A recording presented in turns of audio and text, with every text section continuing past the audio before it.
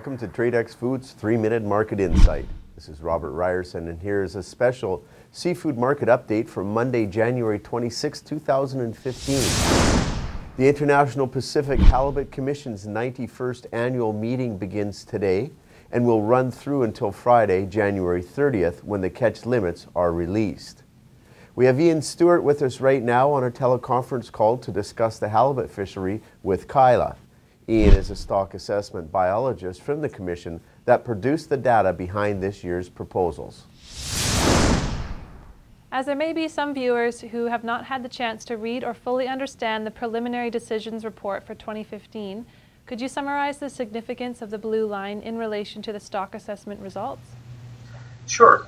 The IPHC staff provides estimates of stock trend each year, and in addition we provide an analysis of the potential risks to the stock and the fishery for a range of different harvest alternatives for the upcoming year, in this case 2015. The blue line represents the IPHC's current harvest policy, and the harvest policy provides a target level of coastwide removals as well as a target for how to distribute those removals among the areas across the geographic range of the stock. So basically, the policy is intended to provide for long-term sustainability of the resource and the fishery and serve as a guide to decision makers in any particular year. I see. Do you see a disparity in the stock status this year in comparison to recent years? Well, we've seen a lot of change in the halibut stock over the last couple of decades. We estimate that the stock has declined pretty substantially from historically high biomass levels that we saw in the late 1990s and early 2000s. And this is primarily due to reduced recruitment, or the number of young fish coming into the population each year, as well as some very large decreases in the size of fish at age.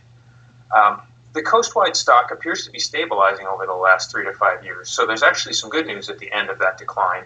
Although we do continue to see changes in the distribution of fish. We are seeing more fish in the eastern areas of the stock and fewer in the western areas. And this can be difficult for quota holders who have to fish in a specific regulatory area, even though we're seeing some stability at the coastwide level. Okay, and what would your predictions be for 5 years, 10 years, and 15 years down the road? Or is it too early to say? Predicting the stock dynamics over a much longer time period is very difficult because we don't know about the number of young fish that are coming into the stock, the recruitment. And for halibut, recruitment appears to be correlated with environmental conditions across the North Pacific and especially in the Gulf of Alaska. And right now, it's difficult to predict those as well. So there are a lot of different factors that would lead to changes in stock abundance. What we do is provide a tactical prediction over the next 1 to 3 years, hopefully to provide the managers with some guidance on where the stock is headed over the short term, but we really don't know in terms of the long-term dynamics where the stock is headed. We have seen some fairly large changes in abundance for the halibut stock over the last 100 years. Okay.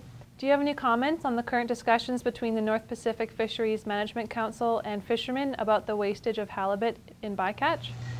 Yeah, so discarding of halibut in fisheries targeting other species, and in fact in the halibut fishery itself, it currently represents around a quarter of the total mortality on the stock. This issue has become much more pronounced as the total amount of yield available has decreased over the last decade. And the IPHC has, in response, substantially reduced the directed fisheries yield. But the component of mortality comprised of discards and bycatch in non-target species has increased proportionally as the directed fishery has come down. Unfortunately, it's not a simple task to reduce the quantity of discarded halibut. There are big trade-offs among a diverse set of fisheries that are involved. The current discussion this year is focused primarily on the eastern Bering Sea and really highlights the importance of this issue and the trade-offs between fisheries targeting other groundfish species and the commercial fishery for Pacific halibut. I think the positive side of this year's discussion is that many of the stakeholders and the managers that are involved in these various fisheries are actively looking for solutions that could be potentially acceptable to everybody involved in the halibut fishery and in the other fisheries. And I think this year's discussion is really bringing a lot of people to the table and really continuing a discussion and efforts that have been ongoing for decades to try and reduce the amount of bycatch of halibut in other fisheries. We have heard from the actual halibut fishermen that in some areas not currently being fished that there is an abundance of halibut. Is this factual, and if so, will those areas be opened one day? The stock is distributed in areas that aren't currently part of the footprint of the commercial fishery. We do include those fish in our estimates of stock abundance, and to the and they are allowed to fish there. The only area that's currently closed to the directed halibut fishery is the closed area in the Bering Sea, and that's an area that's been closed for a number of decades, and it generally has a relatively small biomass of larger halibut that would be available to the commercial fishery. But in fact, even there, we include the estimate of abundance in that area in our estimate for the entire eastern Bering Sea. So those fish are in essence available to the commercial fishery. In terms of depth zones and other areas that halibut may exist in that aren't part of the active fishery right now, we have an ongoing project to expand our survey efforts to try and better understand the abundance in some of those areas. But as I said, those areas are currently included, and in that case, we're just trying to refine our estimates of how many fish are there, not whether or not there are fish there or not. Is there anything further that you think is useful to add before next week's conference takes place in Vancouver? I think we have a couple of major topics that'll be up for discussion at this meeting. One is certainly the issues of bycatch and some of the trade-offs going on there. The second will be a discussion of the potential change in size limits. And this is something that was raised at our interim meeting back in December, and the staff here has had some chance to do some analysis of our survey data and of some of the output from the models we've developed here.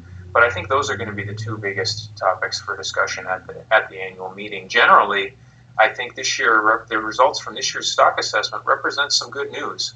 Despite the fact that we've got lower quotas at the blue line in some regulatory areas, overall, seeing the stock begin to stabilize at the level that it's at and seeing some increases in certain regulatory areas, there's room for some optimism this year. Thank you very much for the update. Evidently, there's a lot to discuss over the next 5 days. Back to you, Rob. Thanks, Kyla. We'll be on location in Vancouver for the TAC announcement on Friday, and we will be giving you an update as soon as the TAC is made public. Be sure to watch for the update on our Twitter feed as well as on YouTube. Thank you for joining me for the Tradex Foods 3-Minute Market Insight. This is Robert Ryerson. Buy smart and eat more seafood.